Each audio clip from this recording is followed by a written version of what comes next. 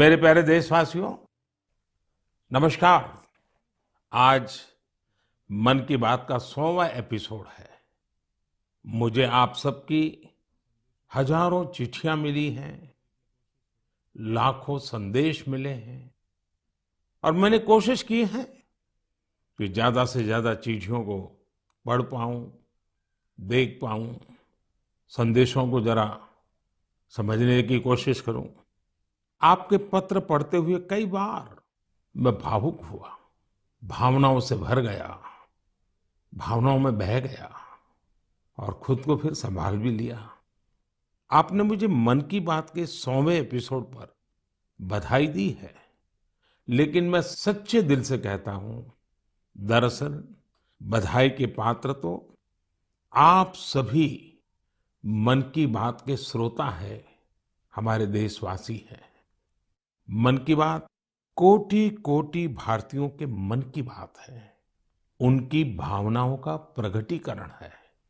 साथियों, 3 अक्टूबर 2014 विजयादशमी का वो पर्व था और हम सब ने मिलकर विजयादशमी के दिन मन की बात की यात्रा शुरू की थी। विजयादशमी यानी बुराई पर अच्छाई की जीत का पर्व। मन की बात भी देशवासियों की अच्छाइयों का, सकारात्मकता का एक अनोखा पर्व बन गया है। एक ऐसा पर्व जो हर महीने आता है, जिसका इंतजार हम सभी को होता है। हम इसमें पॉजिटिविटी को सेलिब्रेट करते हैं, हम इसमें पीपल्स पार्टिसिपेशन को भी सेलिब्रेट करते हैं। कई बार यकीन नहीं होता कि मन की बात को इतने महीने और इतने साल गुजर गए। हर एपिसोड अपने आप में खास रहा। हर बार नए उदाहरणों की नवीनता, हर बार देशवासियों की नई सफलताओं का विस्तार। मन की बात में पूरे देश के कोने कोने से लोग जुड़े, हर आयु वर्ग के लोग जुड़े। बेटी बचाओ बेटी पढ़ाओ की बात हो, स्वच्छ भारत आंदोलन हो, खादी के प्रति प्रेम हो या प्रकृति की बात, आजादी का अमृत महोत्सव हो या फिर अमृत सरोवर की बात। मन की बात जिस विषय से जुड़ा वो जन आंदोलन बन गया और आप लोगों ने बना दिया। जब मैंने तत्कालीन अमेरिकी राष्ट्रपति बराक ओबामा के साथ साझा मन की बात की थी, तो इसकी चर्चा पूरे विश्व में हुई थी। साथियों, मन की बात मेरे लिए तो दूसरों के गुणों की पूजा करने की तरह ही रहा है। मेरे एक मार्गदर्शक थे, श्री लक्ष्मण राव जी इनामदार। हम उनको वकील साहब कहा करते थे। वो हमेशा कहते थे कि हमें दूसरों के गुणों की पूजा करनी चाहिए। सामने कोई भी हो, आपके साथ का हो, आपका विरोधी हो, हमें उसके अच्छे गुणों को जानने का, उनसे सीखने का प्रयास करना चाहिए। उनकी इस बात ने मुझे हमेशा प्रेरणा दी है। मन की बात दूसरों के गुणों से सीखने का बहुत बड़ा माध्यम बन गई है। मेरे प्यारे देशवासियों, इस कार्यक्रम ने मुझे कभी भी आपसे दूर नहीं होने दिया। मुझे याद है, जब मैं गुजरात का मुख्यमंत्री था, तो वहां सामान्य जन से मिलना जुलना स्वाभाविक रूप से हो ही जाता था। मुख्यमंत्री का कामकाज और कार्यकाल ऐसा ही होता है, मिलने जुलने के अवसर बहुत मिलते रहते हैं। लेकिन 2014 में दिल्ली आने के बाद मैंने पाया कि यहाँ का जीवन तो बहुत ही अलग है। काम का स्वरूप अलग, दायित्व अलग, स्थितियां परिस्थितियों के बंधन, सुरक्षा का तामझाम, समय की सीमा। शुरुआती दिनों में कुछ अलग महसूस करता था, खाली खाली सा महसूस करता था। पचासों साल पहले मैंने अपना घर इसलिए नहीं छोड़ा था कि एक दिन अपने ही देश के लोगों से संपर्क ही मुश्किल हो जाएगा। जो देशवासी मेरा सब कुछ है, मैं उनसे ही कट करके जी नहीं सकता था। मन की बात ने मुझे इस चुनौती का समाधान दिया, सामान्य मानवी से जुड़ने का रास्ता दिया। पदभार और प्रोटोकॉल व्यवस्था तक ही सीमित रहा और जनभाव कोटि कोटि जनों के साथ मेरे भाव विश्व का अटूट अंग बन गया। हर महीने मैं देश के लोगों के हजारों संदेशों को पढ़ता हूँ। हर महीने में देशवासियों के एक से एक अद्भुत स्वरूप के दर्शन करता हूँ। मैं देशवासियों के तप त्याग की पराकाष्ठा को देखता हूँ, महसूस करता हूँ। मुझे लगता ही नहीं है कि मैं आपसे थोड़ा भी दूर हूँ। मेरे लिए मन की बात ये एक कार्यक्रम नहीं है। मेरे लिए एक आस्था, पूजा, व्रत है। जैसे लोग ईश्वर की पूजा करने जाते हैं तो प्रसाद की थाल लाते हैं, मेरे लिए मन की बात ईश्वर रूपी जनता जनार्दन के चरणों में प्रसाद की थाल की तरह है। मन की बात मेरे मन की आध्यात्मिक यात्रा बन गया है। मन की बात स्व से समष्टि की यात्रा है। मन की बात अहम से वयम की यात्रा है। यह तो मैं नहीं तू ही इसकी संस्कार साधना है।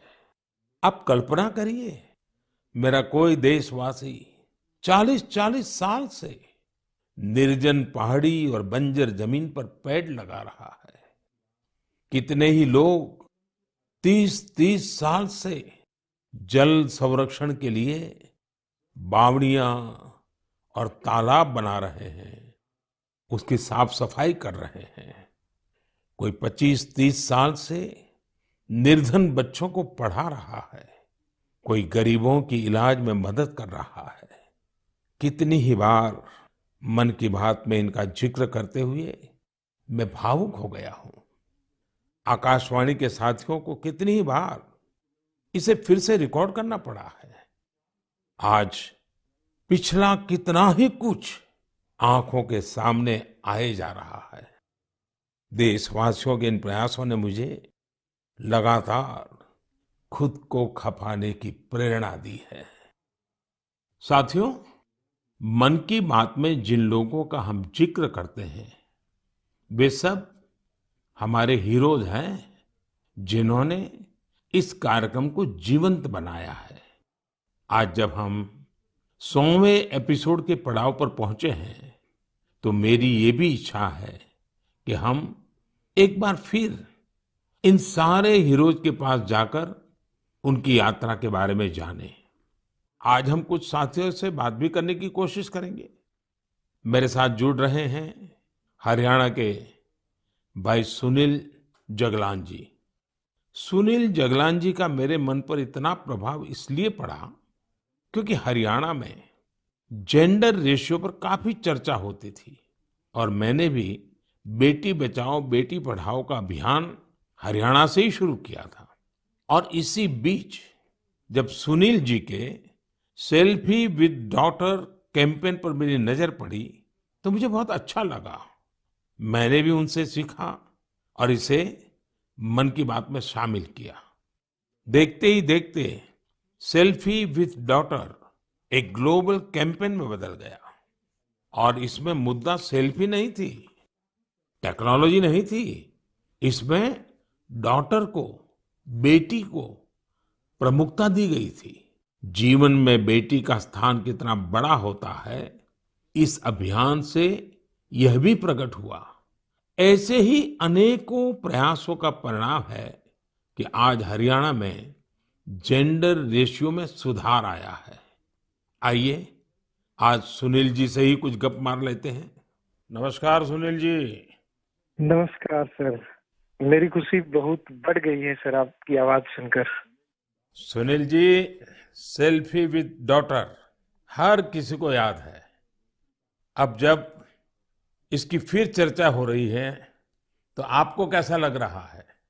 प्रधानमंत्री जी, ये असल में आपने जो हमारे प्रदेश हरियाणा से पानीपत की चौथी लड़ाई बेटियों के चेहरे पे मुस्कुराहट लाने के लिए शुरू की थी, जिसे आपके नेतृत्व में पूरे देश ने जीतने की कोशिश की है, तो वाकई ये मेरे लिए और हर बेटी के पिता और बेटियों को चाहने वालों के लिए बहुत बड़ी बात है। सुनील जी, अब आपकी बिटिया कैसी है? आजकल क्या कर रही है? जी, मेरी बेटियां नंदनी और याचिका है। एक 7th क्लास में पढ़ रही है, एक 4th क्लास में पढ़ रही है और आपकी बड़ी प्रशंसक हैं। आपकी उन्होंने आपके लिए थैंक यू प्राइम मिनिस्टर करके अपनी क्लासमेट्स जो हैं लेटर भी लिखवाए थे असल में। वाह वाह वाह वाह। अच्छा, बिटिया को आप मेरा और मन की बात के श्रोताओं का खूब सारा आशीर्वाद दीजिए। बहुत बहुत शुक्रिया जी, आपकी वजह से देश की बेटियों के चेहरे पे लगातार मुस्कान बढ़ रही है। बहुत बहुत धन्यवाद सुनील जी। जी शुक्रिया। साथियों, मुझे इस बात का बहुत संतोष है कि मन की बात में हमने देश की नारी शक्ति की सैकड़ों प्रेरणादायी गाथाओं का जिक्र किया है। चाहे हमारी सेना हो या फिर खेल जगत हो, मैंने जब भी महिलाओं की उपलब्धियों पर बात की है उसकी खूब प्रशंसा हुई है। जैसे हमने छत्तीसगढ़ के देउर गांव की महिलाओं की चर्चा की थी। ये महिलाएं स्वयं सहायता समूहों के जरिए गांव के चौराहों, सड़कों और मंदिरों की सफाई के लिए अभियान चलाती हैं। ऐसे ही तमिलनाडु की वो आदिवासी महिलाएं जिन्होंने हजारों इको फ्रेंडली टेराकोटा कप्स निर्यात किए, उनसे भी देश ने खूब प्रेरणा ली। तमिलनाडु में ही 20,000 महिलाओं ने साथ आकर वेल्लोर में नाग नदी को पुनर्जीवित किया था। ऐसे कितने ही अभियानों को हमारी नारी शक्ति ने नेतृत्व दिया है और मन की बात उनके प्रयासों को सामने लाने का मंच बना है। साथियों, अब हमारे साथ फोन लाइन पर एक और सज्जन मौजूद है। इनका नाम है मंजूर अहमद। मन की बात में जम्मू कश्मीर की पेंसिल स्लेट्स के बारे में बताते हुए मंजूर अहमद जी का जिक्र हुआ था। मंजूर जी, कैसे हैं आप? थैंक यू सर, बड़े अच्छे से है सर। मन की बात के इस 100वें एपिसोड में आपसे बात करके मुझे बहुत अच्छा लग रहा है। Thank you sir. अच्छा, ये पेंसिल स्लेट्स वाला काम कैसा चल रहा है? बहुत अच्छे से चल रहे हैं सर, बहुत अच्छे से। जब से सर आपने हमारी बात मन की बात में कही सर, तब से बहुत काम बढ़ गया सर, और दूसरों को भी रोजगार यहाँ बहुत बड़ा है इस काम में। कितने लोगों को अब रोजगार मिलता होगा? अभी मेरे पास 200 प्लस है। अरे वाह। मुझे बहुत खुशी हुई। जी सर, जी सर। अभी 1-2 महीने में अभी मैं इसको एक्सपांड कर रहा हूँ कि और 200 लोगों को रोजगार बढ़ जाएगा सर। वाह वाह वाह। देखिए मंजूर जी, जी सर। मुझे बराबर याद है, और उस दिन आपने मुझे कहा था कि ये एक ऐसा काम है जिसकी न कोई पहचान है, न स्वयं की पहचान है, और आपको बड़ी पीड़ा भी थी और इस वजह से आपको काफी बड़ी मुश्किलें होती थी, वो भी आप कह रहे थे। लेकिन अब तो पहचान भी बन गई और 200 से ज्यादा लोगों को रोजगार दे रहे हैं। जी सर, जी सर।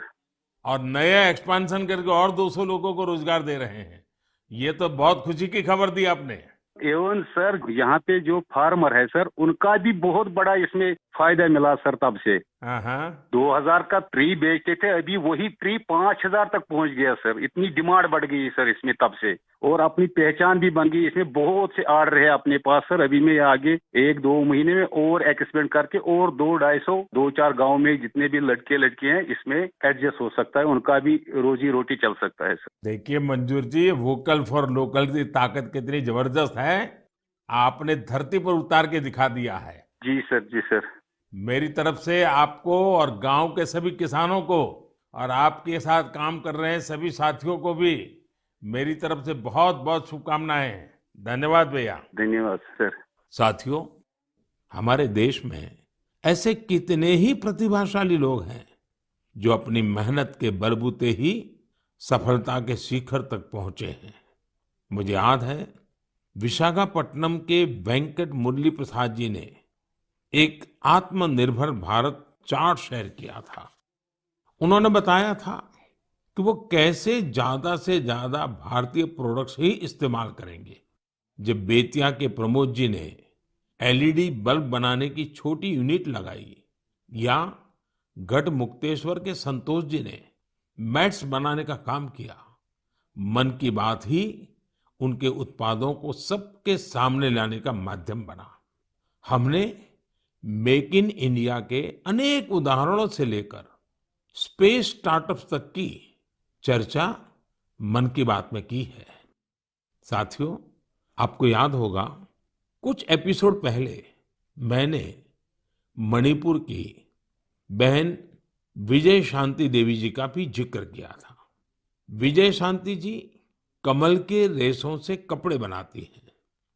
मन की बात में उनके इस अनोखे इको फ्रेंडली आइडिया की बात हुई तो उनका काम और पॉपुलर हो गया। आज विजय शांति जी फोन पर हमारे साथ हैं। नमस्ते Vijay Shanti ji, how are you? Sir, I am fine. And how is your work going on? Sir, still working along with my 30 women. In such a short period, you have reached 30% team. Yes, sir. This year also more expand with 100 women in my area. So your target is 100 women. Yeah, 100 women. And now people are familiar with this lotus stem fiber. Yes, sir. Everyone know from Man Ki Baat program all over India. So now it's very popular. Yes, sir. From Prime Minister Man Ki Baat program, everyone knows about the lotus fiber. So now you got the market also. Yes, sir. I have got a market from USA also. They want to buy in bulk, in large quantities. But I want to give from this year to send the US also. So now you are exporter. Yes, sir. From this year, I export our product made in India, lotus fiber. So when I say vocal for local and now local for global. Yes, sir. I want to reach my product all over the globe of world. So congratulations and wish you best luck. Thank you, sir. Thank you. Thank you, Vijaya Shanti. Thank you, sir. साथियों, मन की बात की एक और विशेषता रही है। मन की बात के जरिए कितने ही जन आंदोलन ने जन्म भी लिया है और गति भी पकड़ी है। जैसे हमारे खिलौने, हमारी टॉय इंडस्ट्री को फिर से स्थापित करने का मिशन मन की बात से ही तो शुरू हुआ था। भारतीय नस्ल के श्वान, हमारे देशी डॉग्स, उसको लेकर जागरूकता बढ़ाने की शुरुआत भी तो मन की बात से ही की थी। हमने एक और मुहिम शुरू की थी कि हम गरीब छोटे दुकानदारों से मोलभाव नहीं करेंगे, झगड़ा नहीं करेंगे। जब हर घर तिरंगा मुहिम शुरू हुई, तब भी मन की बात ने देशवासियों को इस संकल्प से जोड़ने में खूब भूमिका निभाई। ऐसे हर उदाहरण समाज में बदलाव का कारण बने हैं। समाज को प्रेरित करने का ऐसे ही बीड़ा प्रदीप सांगवान जी ने भी उठा रखा है। मन की बात में हमने प्रदीप सांगवान जी की हीलिंग हिमालयज अभियान की चर्चा की थी। वो फोन लाइन पर हमारे साथ हैं। प्रदीप जी नमस्कार। सर जय हिंद। जय हिंद, जय हिंद भैया। कैसे हैं आप? सर बहुत बढ़िया, आपकी आवाज सुन के और भी अच्छी। आपने हिमालय को हील करने को सोची।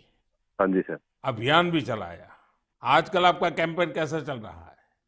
सर बहुत अच्छा चल रहा है। 2020 से ऐसा मानिए कि जितना काम हम 5 साल में करते थे, अब वो 1 साल में ही हो जाता है। अरे वाह। हाँ जी सर। शुरुआत बहुत नर्वस हुई थी, बहुत डर था इस बात को लेके कि जिंदगी भर ये कर पाएंगे नहीं कर पाएंगे, पर थोड़ा सपोर्ट मिला और 2020 तक हम बहुत स्ट्रगल भी कर रहे थे। ऑनेस्टली लोग बहुत कम जुड़ रहे थे, बहुत सारे ऐसे लोग थे जो कि सपोर्ट नहीं कर पा रहे थे, हमारी मुहिम को इतना तवज्जो भी नहीं दे रहे थे। बट 2020 के बाद जब मन की बात में जिक्र हुआ, उसके बाद बहुत सारी चीजें बदल गई। मतलब पहले हम साल में 6-7 क्लीनिंग ड्राइव कर पाते थे, 10 क्लीनिंग ड्राइव कर पाते थे। आज की डेट में हम डेली बेसिस पे 5 टन कचरा इकट्ठा करते हैं अलग अलग लोकेशन से। अरे वाह। मन की बात में जिक्र होने के बाद आप सर बिलीव करें मेरी बात को कि मैं ऑलमोस्ट गिव अप करने की स्टेज पे था एक टाइम पे, और उसके बाद फिर बहुत सारा बदलाव आया मेरे जीवन में और चीजें इतनी स्पीड अप हो गई कि जो चीजें हमने सोची नहीं थी। सो आई एम रियली थैंकफुल कि पता नहीं कैसे हमारे जैसे लोगों को आप ढूंढ लेते हैं, कौन इतनी दूर दराज एरिया में काम करता है, हिमालय के क्षेत्र में जाके बैठ के हम काम कर रहे हैं, सॉल्टिट्यूड पे काम कर रहे हैं, वहां पे आपने ढूंढा हमें, हमारे काम को दुनिया के सामने लेके आए। तो मेरे लिए बहुत इमोशनल मोमेंट था तब भी और आज भी कि मैं हमारे देश के जो प्रथम सेवक हैं उनसे मैं बातचीत कर पा रहा हूँ। मेरे लिए इससे बड़ी सौभाग्य की बात नहीं हो सकती। प्रदीप जी, आप तो हिमालय के चोटियों पर सच्चे अर्थ में साधना कर रहे हैं और मुझे पक्का विश्वास है अब आपका नाम सुनते ही लोगों को याद आ जाता है कि आप कैसे पहाड़ों की स्वच्छता अभियान में जुड़े हैं। हाँ जी सर। और जैसा आपने बताया कि अब तो बहुत बड़ी टीम बनती जा रही है और आप इतनी बड़ी मात्रा में डेली काम कर रहे हैं। हाँ जी सर। और मुझे पूरा विश्वास है कि आपके इन प्रयासों से, उसकी चर्चा से अब तो कितने ही पर्वतारोही स्वच्छता से जुड़े फोटो पोस्ट करने लगे हैं। हाँ जी सर, बहुत। ये अच्छी बात है। आप जैसे साथियों के प्रयास के कारण waste is also a wealth, ये लोगों के दिमाग में अब स्थिर हो रहा है और पर्यावरण की भी रक्षा हो रही है। और हिमालय का जो हमारा गर्व है उसको संभालना, संवारना, वो सामान्य मानवी जुड़ रहा है। प्रदीप जी, बहुत अच्छा लगा मुझे। बहुत बहुत धन्यवाद भैया। Thank you sir, thank you so much. जय हिंद। साथियों, आज देश में टूरिज्म बहुत तेजी से ग्रो कर रहा है। हमारे ये प्राकृतिक संसाधन हो, नदियां, पहाड़, तालाब या फिर हमारे तीर्थ स्थल हो, उन्हें साफ रखना बहुत जरूरी है। ये टूरिज्म इंडस्ट्री की बहुत मदद करेगा। पर्यटन में स्वच्छता के साथ साथ हमने इनक्रेडिबल इंडिया मूवमेंट की भी कई बार चर्चा की है। इस मूवमेंट से लोगों को पहली बार ऐसे कितनी जगहों के बारे में पता चला जो उनके आसपास ही थे। मैं हमेशा ही कहता हूं कि हमें विदेशों में टूरिज्म पर जाने से पहले हमारे देश के कम से कम 15 टूरिस्ट डेस्टिनेशन पर जरूर जाना चाहिए। और यह डेस्टिनेशन जिस राज्य में आप रहते हैं वहां के नहीं होने चाहिए, आपके राज्य से बाहर किसी अन्य राज्य के होने चाहिए। ऐसे ही हमने स्वच्छ सियाचिन, सिंगल यूज प्लास्टिक और ई वेस्ट जैसे गंभीर विषयों पर भी लगातार बात की है। आज पूरी दुनिया पर्यावरण के जिस इशू को लेकर इतना परेशान है, उसके समाधान में मन की बात का ये प्रयास बहुत अहम है। साथियों, मन की बात को लेकर मुझे इस बार एक और खास संदेश यूनेस्को की डीजी ऑद्रे ऑजुले का आया है।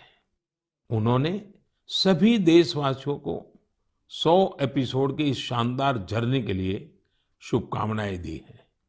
साथ ही उन्होंने कुछ सवाल भी पूछे हैं। आइए पहले यूनेस्को की डीजी के मन की बात सुनते हैं। Namaste, Excellency, dear Prime Minister. On behalf of UNESCO, I thank you for this opportunity to be part of the 100th episode of the Man Ki Baat radio broadcast. UNESCO and India have a long common history. We have very strong partnerships together in all areas of our mandate: education, science, culture, and information. And I would like to take this opportunity today to talk about the importance of education. UNESCO is working with its member states to ensure that everyone in the world has access to quality education by 2030.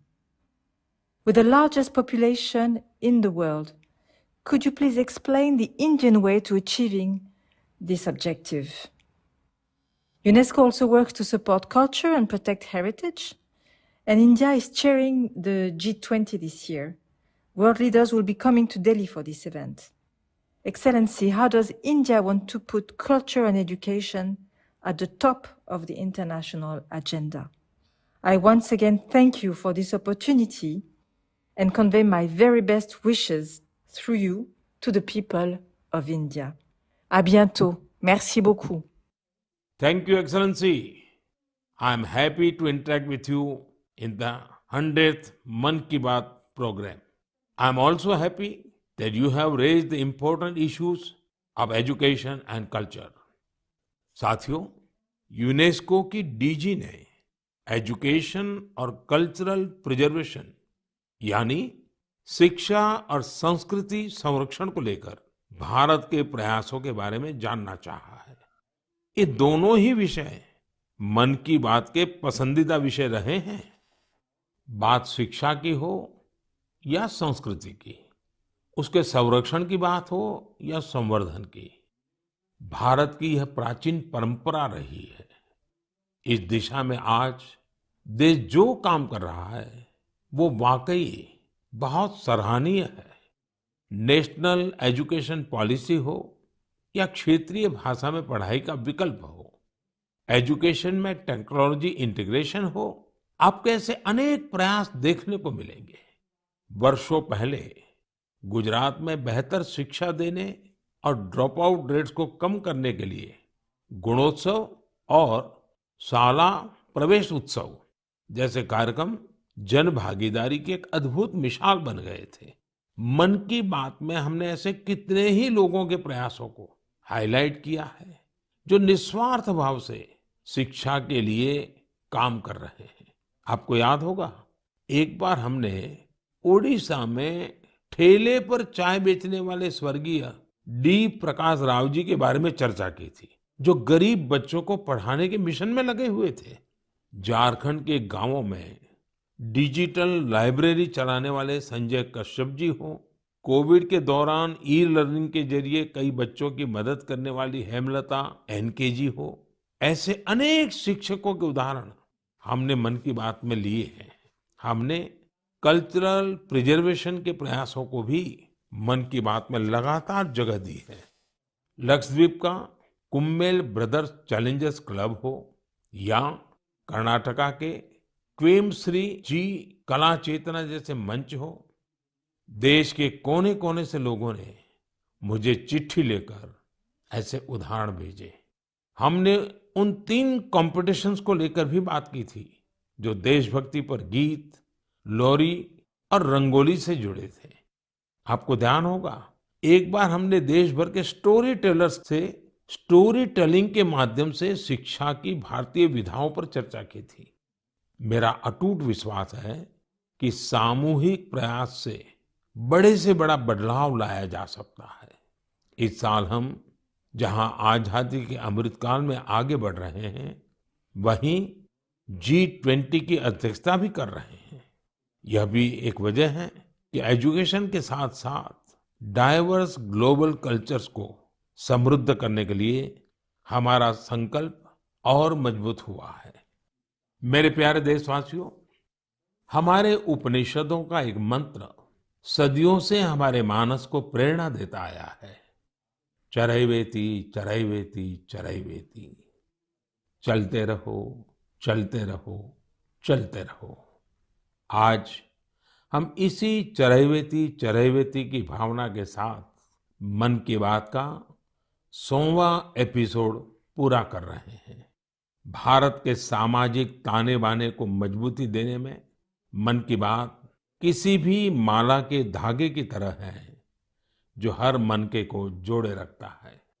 Her episode में देशवासियों के सेवा और सामर्थ्य ने दूसरों को प्रेरणा दी है। इस कार्यक्रम में हर देशवासी दूसरे देशवासी की प्रेरणा बनता है। एक तरह से मन की बात का हर एपिसोड अगले एपिसोड के लिए जमीन तैयार करता है। मन की बात हमेशा सद्भावना, सेवा भावना और कर्तव्य भावना से ही आगे बढ़ा है। आजादी के अमृत काल में यही पॉजिटिविटी देश को आगे ले जाएगी, नई ऊंचाई पर ले जाएगी।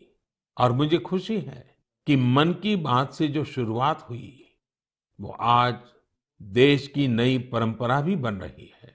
एक ऐसी परंपरा जिसमें हमें सबका प्रयास की भावना के दर्शन होते हैं। साथियों, मैं आज आकाशवाणी के साथियों को भी धन्यवाद दूंगा जो बहुत धैर्य के साथ इस पूरे कार्यक्रम को रिकॉर्ड करते हैं। वो ट्रांसलेटर्स जो बहुत ही कम समय में बहुत तेजी के साथ मन की बात का विभिन्न क्षेत्रीय भाषाओं में अनुवाद करते हैं, मैं उनका भी आभारी हूं। मैं दूरदर्शन के और माय गॉव के साथियों को भी धन्यवाद देता हूं। देश भर के टीवी चैनल्स, इलेक्ट्रॉनिक मीडिया के लोग जो मन की बात को बिना कॉमर्शियल ब्रेक के दिखाते हैं, उन सभी का मैं आभार व्यक्त करता हूं। और आखिरी में मैं उनका भी आभार व्यक्त करूंगा जो मन की बात की कमान संभाले हुए हैं, भारत के लोग, भारत में आस्था रखने वाले लोग। ये सब कुछ आपकी प्रेरणा और ताकत से ही संभव हो पाया है।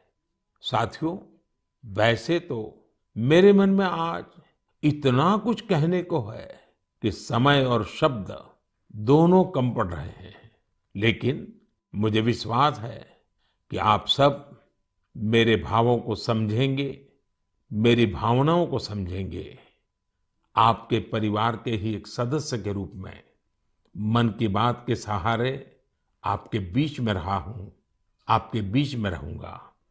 अगले महीने हम एक बार फिर मिलेंगे, फिर से नए विषयों और नई जानकारियों के साथ देशवासियों की सफलताओं को सेलिब्रेट करेंगे।